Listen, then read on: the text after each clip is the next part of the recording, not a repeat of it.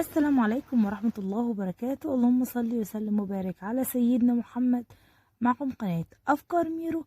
عملنا كتير مخبوزات مع بعض، كان بيطلع شكلها حلو وطعمها حلو جدا، عشان بنقول على كل الأسرار وكل التكات احنا مشغلين في الوصفة.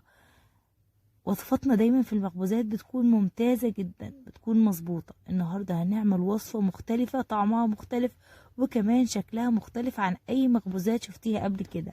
طعمها حلو جدا وشكلها حلو جدا جدا، حاجة كده فوق الوصف، سريعة سهلة من غير وقت ولا مجهود، حاجة كده في منتهى الجمال. وكمان شكلها مختلف جدا وطعمها مختلف. حشوتها منها فيها كده، مش هنحتاج حشوة ولا نحتاج اي حاجة. مكوناتنا سهلة وبسيطة وكمان مكونات غذائية وصحية جدا. يلا بينا نسمي الله ونصلي على حضرة النبي ونشوف المثلثات القمر دي عملناها ازاي ومكوناتها السهلة البسيطة ايه. اول حاجة كده نسمي الله، ومعايا كده تلت كوباية من اللبن الدافي، احط عليها معلقة من الخميرة الفورية وكمان معلقة من السكر. والخطوة دي مهمة جدا في الشتاء علشان ننشط الخميرة، وكمان عشان تضمني ان الخميرة بتاعتك هتكون سريعة في التخمير. هقلب السكر بالخميرة كويس جدا لغاية لما السكر يدوب ويختلط جدا بالخميرة. ينفع تستبدلي مكان اللبن، ينفع تحطي مية وتكون مية دافية. هغطيها كده واسيبها اقل من 10 دقايق. وفي الوقت ده طبعا اللهم صل على حضرة النبي، زي ما انتوا شايفين بصوا الخميرة اتفعلت وملت الكوباية زي ما انتوا شايفين كده. النتيجة مضمونة وهنبدأ نشتغل بيها على طول. يلا بينا نسمي الله ونجيب طبقنا كده، وما ننساش دايما نسمي الله ونستغفر ونصلي على حضرة النبي. حطيت الخميرة باللبن بالسكر اللي احنا حطيناه مع بعض، ومكان الكوباية دي هحط لبن، واللبن ده هو اللي هكمل بيه العجن. انا معايا تقريبا الكوباية دي بتشيل كوباية ونص من اللبن، ومعايا كده ربع كوباية من الزيت، تقريبا 4 معالق من الزيت، ومعايا بيضة بدرجة حرارة الغرفة، ومعايا معلقتين من السكر. مكوناتنا سهلة وبسيطة متوفرة في كل بيت. احط دلوقتي ورقتين من الفانيليا ما يعادل نص معلقة، وبعد كده هبدأ اقلب كل المكونات دي مع بعض كويس جدا لغاية لما السكر يدوب والبيضة تختلط جدا مع المواد السائلة اللي معايا. ما شاء الله تبارك الرحمن، دي تقريبا كل المواد السائلة اللي انا هستخدمها ومش هنستخدم تاني. انا معايا ربع كوباية من اللبن، لو احتاجناها هنضيفها شوية بشوية. زي ما انتوا شايفين هتأكد بس ان السكر داب معايا خالص والبيضة اختلطت كويس جدا مع المواد السائلة اللي معايا. ودلوقتي هضيف الخطوة المهمة والأساسية في وصفتنا النهاردة، هي الجبنة. أي نوع جبنة عندك، أنا هنا يا حبايبي هضيف جبنة عبورلاند، ينفع تضيفي أي جبنة انت تحب طعمها. ما شاء الله الجبنة البيضة دي حلوة جدا في المخبوزات اللي احنا نعملها النهاردة، طعمها مختلف وكمان شكل العجينة هيكون ما شاء الله تبارك الرحمن. حط معلقتين كبار كده من الجبنة، وبعد كده أبدأ أخلطهم كويس جدا مع المواد السائلة اللي معايا زي ما انتوا شايفين كده يا حبايبي، لغايه لما الجبنه تدوب كويس جدا مع المواد السائله. اتاكدت ان الجبنه بتاعتي خلاص ما بقتش ظاهره وما بقتش مكتله خالص. هبدا اضيف الدقيق، بس قبل ما اضيف الدقيق احط الماده الرافعه اللي معايا، هي معلقه كبيره من الخل، ومعايا 4 كوبايات من الدقيق. احط كده تقريبا 3 كوبايات وتفضل كوبايه. هقولك احطها دلوقتي ولا العجينه بتاعتنا هتحتاج ولا لا. اي نوع دقيق تستخدميه حط شوية بشوية، ما تحطيش على طول علشان ممكن نوع يشرب مية كتير او يشرب سوائل كتير ونوع لا. علشان كده الدقيق هنحط شوية بشوية. انا حطيت يا حبايبي نص معلقة من الملح اول ما ضفت الدقيق على طول. هفضل اقلب كده شوية حلوين لغاية لما اعجن العجينة بتاعتي تكون ناعمة. عجنا كتير مخبوزات ما شاء الله النتيجة بتكون حلوة جدا عشان احنا بندي العجين حقه كده في العجن، ونخلي العجينة بتاعتنا ناعمة جدا عشان تبقى سهلة في التشكيل، وكمان بتخلي قطعة المخبوزات بتاعتك تكون طعمها مميز وتكون هشة.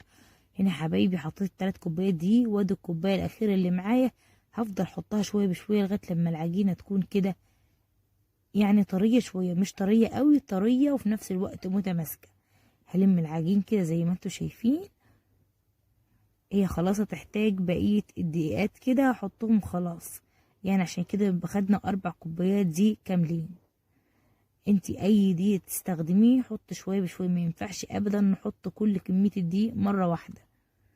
زي ما انتوا شايفين انا ما ضفتش اي مواد سايلة خالص، ضفت 4 كوبايات دي، وكانت مقادير ما شاء الله مظبوطة جدا على 4 كوبايات دي. محتاجناش ولا لبن ولا مية تاني. لو حابة تستغني عن اللبن وتضيفي مكانه مية هتكون لطيفة. بس الصراحة المخبوزات النهاردة طعمها مميز جدا جدا، وكمان شكلها مميز. عجنت العجينة كويس لغاية لما بقت ناعمة بالشكل ده. شايفين لون العجينة حلو ازاي؟ ما شاء الله تبارك الرحمن. مفيش اجمل ولا اسهل من كده. احطها في الطبق زي ما انتم ملاحظين يا حبايبي، وادهن وش العجينة دهنة بسيطة جدا من الزيت، علشان دهنة الزيت دي مش هتخلي العجينة تلزق في الاسترتش راب او في الكيس البلاستيك اللي هتغطي بيه العجينة. هسيب العجينة بتاعتي في مكان دافي، ويفضل انك تشغلي الفرن اول ما تبدأي تعجني، وتروحي طفيها على طول بعد ما تسخن كده، وتحطي العجينة بتاعتك في مكان دافي. هتفضل ما شاء الله نص ساعة وتطلع النتيجة تبارك الرحمن زي ما انتوا شايفين. مفيش اجمل ولا اسهل من كده. الشتاء افضل طريقة تخمير هي انك تسخني فرن البوتاجاز او الفرن الكهربائي كده، وتروحي طفياها بعد ما تسخن طبعا، وتروحي تحطي فيها العجينة على طول. مفيش اسهل ولا اجمل من كده، والمكان هيكون معاكي دافي. واهم حاجة برضو تغطيها بفوطة نظيفة عشان الخميرة تتفاعل معاك بسرعة. هنا حبايبي قسمت العجينة بتاعتي القسمين كده. وخطوة مهمة لازم تعرفيها علشان تشكيل العجينة وعشان العجينة بتاعتك تكون هشة، ان احنا نهبط العجينة زي ما انتوا شايفين كده، وبعد كده نبدأ نلمها تاني. هنا حبايبي قسمت العجينة لكورتين كبار. بعد كده هبدأ كده اشكل في العجينة. طريقة التشكيل سهلة ولذيذة وسريعة، مفيش اسهل ولا اجمل من كده. يعني اسهل طريقة كده ممكن تعملي بيها احلى مخبوزات باحلى طعم واحلى شكل. هنا حبايبي عملت كده العجينة بأقل من نص سنتي كده. اهم حاجة ان يكون لها قلب، ما تكونش ناشفة. وبعد كده ابدأ اقسم العجينة بتاعتي او اظبط العجينة بتاعتي على شكل مستطيل او على شكل مربع، اي شكل يكون متساوي. وفي نفس الوقت اروح اقسم العجينة على نصين. القطعة اللي انا هقطعها دي مش هرميها طبعا، هرجع اعيدها تاني علشان اشكلها بنفس الشكل اللي انتوا شايفينه. وهبدأ اقسم العجينة لسبعات وتمانيات كده زي ما انتوا شايفين، علشان يديني الشكل المثلث القمر اللي هتشوفوه في النهاية.